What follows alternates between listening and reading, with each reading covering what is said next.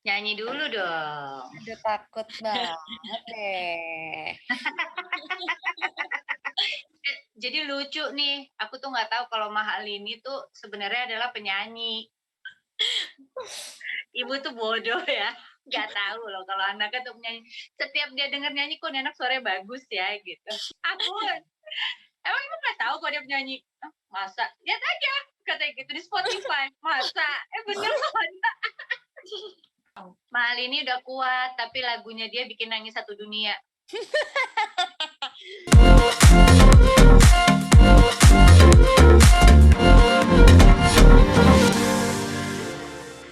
Oke deh Mbak Cutmini, mungkin Mahal ini kita mulai kali ya ngobrol-ngobrolnya. Boleh. Seputar film Kapan Pindah Rumah nih. Kemudian nanti kita juga akan ada games.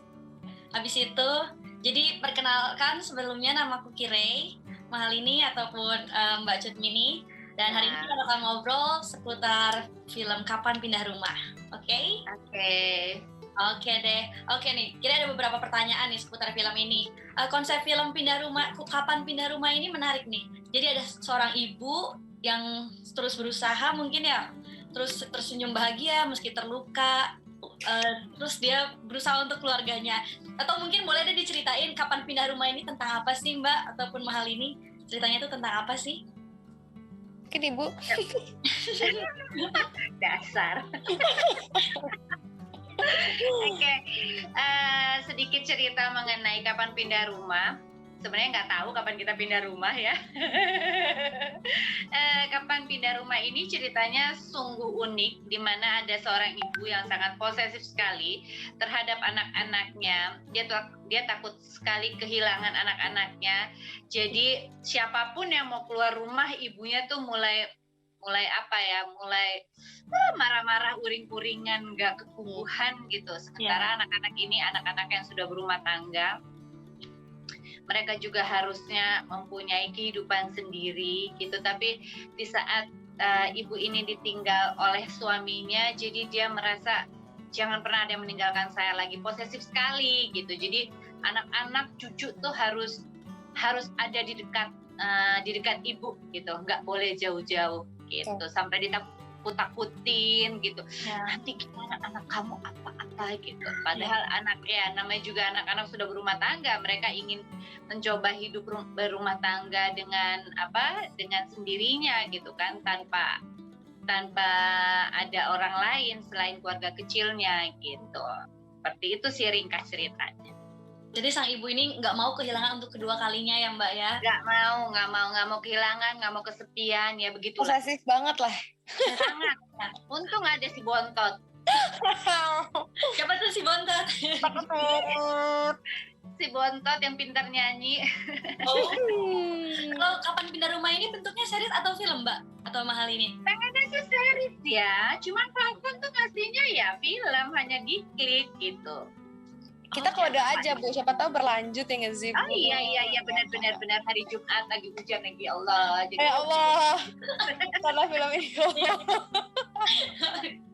Berharap. Di film Kapan Pindah Rumah ini pemainnya siapa aja? Selain Mahal ini sama Mbak Cutmini nih. Aku Mahal ini, terus ada Clara Bernadette ya. Terus ada siapa? Iya, Domindro, terus ada Abun, ada siapa lagi saya? Ada Kariska. Iya. Terus ada ini kita Radin, ada Kayesi. Iya. Ada si kembar. Radin. Iya, Radin si kembar ya, cucu ibu. Terus ada dan ada beberapa yang lainnya lah. Lupa ibu tuh nama-namanya. Gak apa, tapi berarti rame-rame ya, rame banget pemain-pemainnya. Ya, anaknya 3, berarti tambah 2 mantu sama 2 cucu gitu. Yang Bontot cuma tambah Abun sama Mintro. Sekarang tentang perkenalan peran dan karakter di film Kapan Pindah Rumah ini. Karakter Mbak Cutmini ini ataupun karakter Mahal ini sebagai apa sih dan seperti apa tuh karakternya? Saya sebagai ibu, nggak mungkin juga saya jadi anaknya Mahal ini. Karakternya hampir sama seperti yang saya ceritakan tadi, seorang ibu yang sangat posesif, yang takut kehilangan keramaian, yang takut kesepian gitu, inginnya selalu ramai di sekitar anak-anaknya, sangat posesif sekali, sangat bergantung sekali terhadap anak-anaknya, walaupun dia mencoba yang memberikan yang terbaik untuk seluruh anak-anaknya dan cucunya sebisa mungkin gitu. Dia juga bukan ibu yang pemarah atau bagaimana, tapi emang ya posesif aja gitu, posesifnya tuh berat banget gitu, kayak penyakit. Iya. Kalau aku itu anak bontot, jadi anak bontot yang kan ceritanya kan belum nikah gitu kan, pasti masih ngurusin kuliah, masih sedikit labil, terus juga tapi labilnya nggak labil gitu, dia mungkin pemikirannya juga rada dewasa juga, karena dia juga suka nemenin kakaknya cerita tentang ibu, cerita tentang masalahnya dia. Nah, jadi di situ tuh dia jadi benar-benar pendengar dan penengah gitu. Misalnya ibu marah sama siapa, kenanya aku gitu. Jadi benar-benar yang ya udah deh, udah sini gue aja yang kena semuanya, udah sama gue aja gitu. Penengah lah intinya. Oke. Tempat curhatan keluarga. Iya, tempat curhatan keluarga aku tuh. Lucu banget. Nah, gimana nih kalau misalkan Mbak Jutmini sama Mahal ini menyesuaikan peran dalam genre film ini nih? Sebenarnya nggak terlalu sulit ya untuk penyesuaian peran dengan semuanya, dengan anak-anak saya gitu, karena mereka sangat welcome sekali, terbuka sekali dengan energi yang baik gitu. Jadi nggak ada sulit-sulit ya, seperti saya bilang tadi gitu, bahwa saya tuh nggak tahu backgroundnya Malin itu siapa, apa gitu ya, apa yang dikasih kantor untuk menjadi sebuah keluarga, ya udah begitu aja gitu. Dan saya bukan orang yang tipikal oh ini siapa ya, kebetulan kalau sama Clara udah pernah kerjasama gitu ya. Dan yang lainnya belum pernah kerjasama, tapi ya semuanya oke kok gitu, nggak ada gimana semuanya oke. Sama Om Indro pun yang saya nonton filmnya dari kecil baru kemarin ketemu sama Om Indro. Baru 1 frame kemarin itu di kapan kita pindah rumah gitu. Langsung main film bareng lagi ya? Iya. Gitu. Kalau Malin ini sendiri gimana nih? Kalau aku lebih ya mungkin karena aku awal kan, aku pertama kali juga kan, jadi awalnya tuh rada bingung juga harus gimana, tapi kelamaan aku mendekatkan diri, lama-kelamaan aku ngobrol dikit demi sedikit, itu membantu aku juga gitu, kayak sama ibu, tapi kalau lagi syuting, maksudnya lagi take gitu, aku ngerasa ibu tuh ibu aku gitu, karena mungkin berusaha untuk mendalami kayak gitu loh, lebih ke situ sih kalau aku. Oke, berarti semenjak ini film pertama Mahal ini nih, berarti yang dipersiapkan itu ya sama Mahal ini ya. Ada nggak sih kesulitannya? Kesulitan sih, ya nggak gimana sih, maksudnya kayak jalan aja gitu. Karena kebetulan juga sebelumnya, ya walaupun drama sama film gitu beda juga sih menurut aku, tapi sebelumnya itu kan aku sempat aku kan anak drama gitu kan Kak, jadi kayak setidaknya aku tau lah sedikit demi sedikit lah gitu. Berarti nggak kaget amat ya Mahal ini ya? Ya gitu maksudnya. Nah, kalau sosok Mbak Jutmini sendiri nih sebagai ibu di film ini menurut Mahal ini gimana nih? Ibu yang seru tahu sebenarnya. Oh ya? Iya, ibu yang seru sebenarnya. Cuman ya itu karena keposesifannya ibu, namanya anak gitu ya. Pasti kan ngelihat seorang ibu kalau udah kayak gitu ya ada rasa takut sama ibunya sendiri, lebih ke situ. Tapi kalau ibu tuh sama aku ngerasa sebenarnya ibu tuh ibu yang sangat seru buat aku. Tapi kalau ya udah mulai kumat nih ibunya nih, kumat nih. Mulai nih aku jadi kayak aduh gimana nih caranya mulai nih harus kasih obat nih kayaknya, kasih obat nih ibu gue nih, gimana nih caranya gitu sih. Senang banget sebagai ibu yang rame ya. Iya, harus dibikin seneng ibunya. Ya, lepas dari posesifnya ya. Iya. Untuk Mbak Alini sama Mbak Jutmini nih, gimana sih pengalaman proses pembuatan film ini? Terutama kan lagi di pandemi kan? Iya. Tapi kan emang kerja di saat pandemi ini bukan baru kali ini ya, gitu. Tapi alhamdulillah semuanya tuh ya berjalan dengan lancar sekali gitu. Kita memang selalu kalau dapat dapat syutingan bikin untuk klik film tuh pasti jatah waktu 5 hari gitu kan, dilarang lebih gitu. Jadi ya mau nggak mau 5 hari harus jadi karya gitu, harus jadi karya yang baik gitu.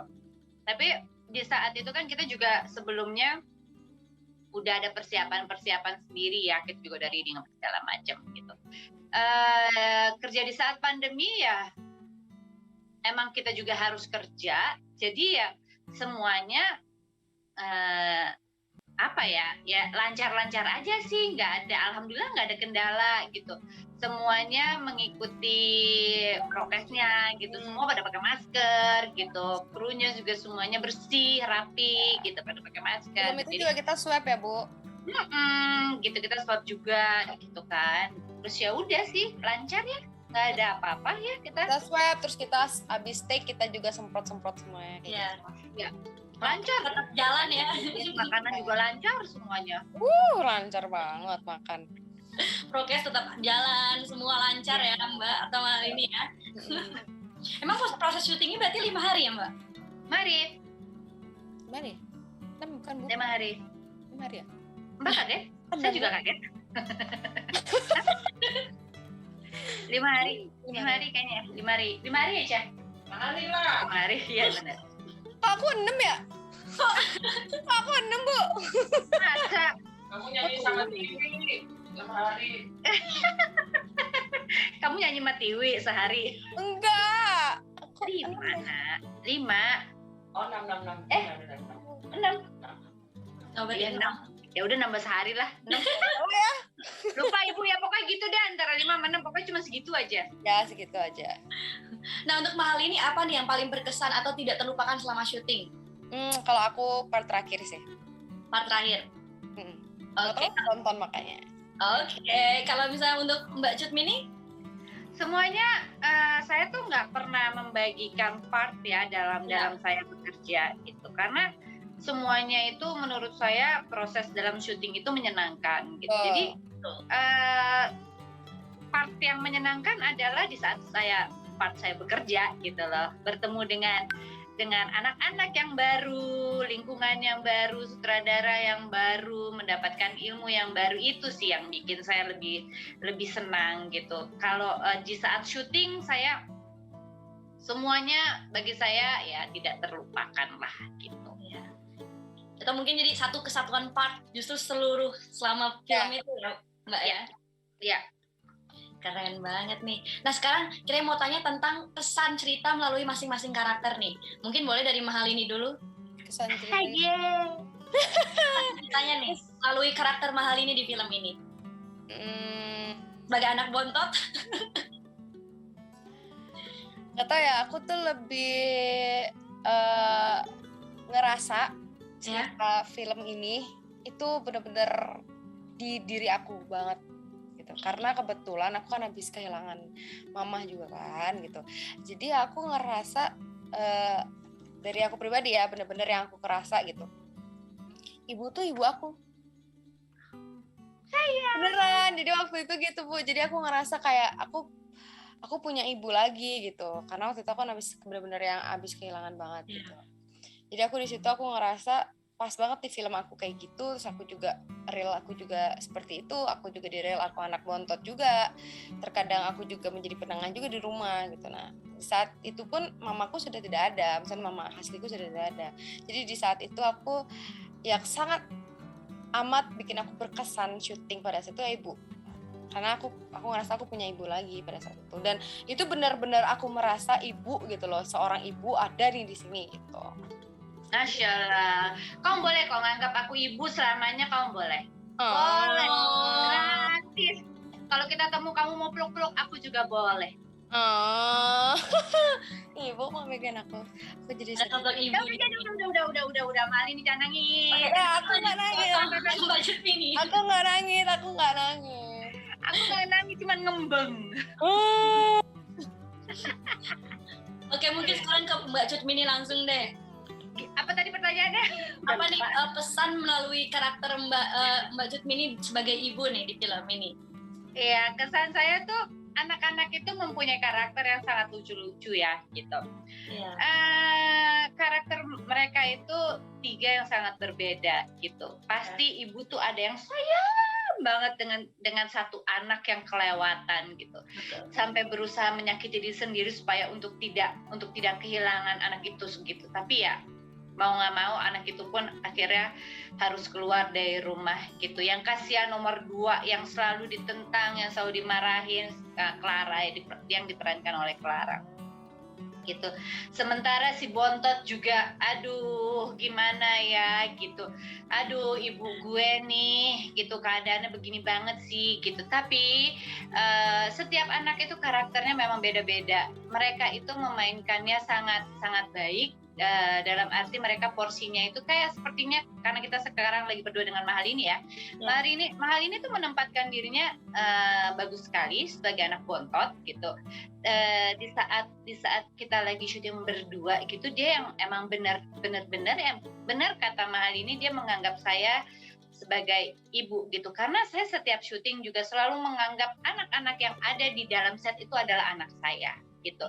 Jadi di saat kita bermain pun memang leluasa sekali, karena saya emang udah menganggap mereka itu udah sebagai kayak anak sendiri gitu. Kayak marahin mereka tuh ya udah kayak marah antara ibu sama anak sebenarnya gitu. Gak suka tuh gak suka gitu. Itu yang selalu saya rasakan kalau saya bermain dengan pemain-pemain yang dikatakan baru ketemu atau sudah beberapa kali ketemu dengan saya gitu. Di saat energi itu ada, itu nikmat sekali. Di saat kita bermain tidak ada kendala untuk blok-blokan, itu tidak ada gitu. Mahalini pun ketemu dengan saya juga ibu, dia ngomongnya udahlah Bu, udah gini. Dia tuh sangat merayu saya tuh untuk kakaknya tuh sangat baik sekali gitu. Memberikan pengertian kecil itu, kakak itu harus pindah rumah Bu, gini gitu. Udah gitu, ntar dia ngambek sendiri gitu, ntar kalau saya ngambek sendiri gitu. Jadi emang keseruan itu memang selalu ada gitu di 3 karakter anak-anak saya ini gitu. Jadi pindah rumah nih, kapan pindah rumah ini emang cerita yang sangat keluarga banget gitu. Biasanya kan kalau cerita yang digambarkan adalah ibu yang maksudnya ya udah ibu biasa, tapi ini ibu yang sangat posesif ini loh gitu, posesif sekali gitu. Memang ada pasti orang tua seperti itu gitu kan, nggak mau kehilangan, udah ngerasa semuanya udah saya berikan, udah tinggal di sini apalagi gitu, kurang saya kasih kamu gitu. Rasa-rasa itu tuh ada gitu. Ih, senang banget, berarti mendalami banget ya antara Mbak Cutmini nih sebagai ibu dan Mahalini juga sebagai si bontotnya tadi. Bukan lagi Bu. Bukan lagi Bu.